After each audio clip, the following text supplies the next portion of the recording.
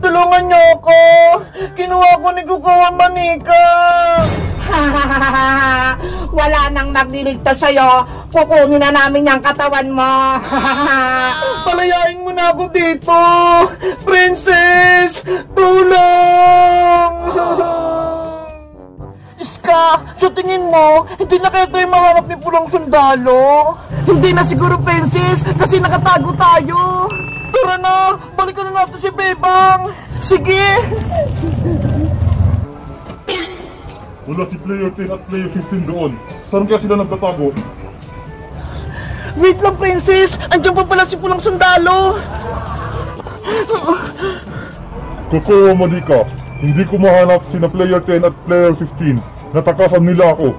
Huwag kang babalik dito, Pulang Sundalo, hanggat hindi mo sila nakukuha. Okay, hahanapin ko ulit sila.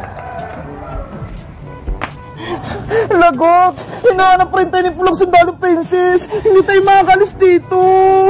Ano gagawin natin? Gusto ko nang balikan si Bebang!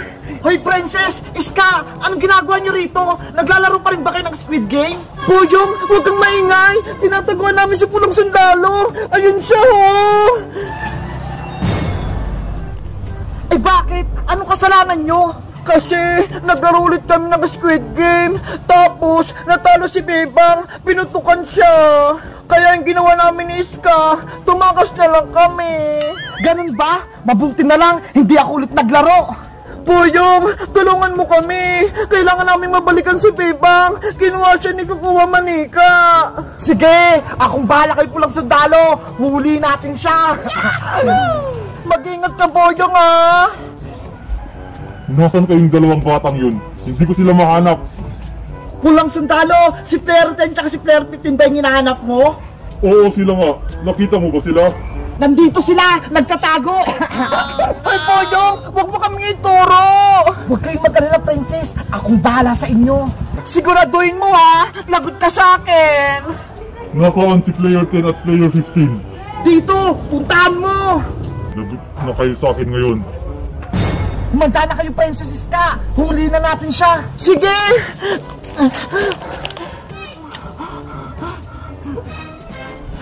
Huli na kayo! Itong para sa'yo! Akala mo mahuli mo kami, ha? Tanggapin mo to! Ikaw ang huli namin, Pulang Sundalo! Bitawan mo ako! Princess! Kunin mo na yung armas niya! Sige! Ayan! Wala na siyang baril! Iska! Talihan mo na si Pulang Sundalo! Bilis! Eto na!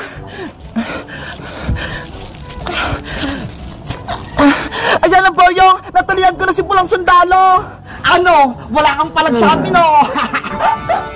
Yay! Nahuli natin si Red Charger! Good job tayong lahat!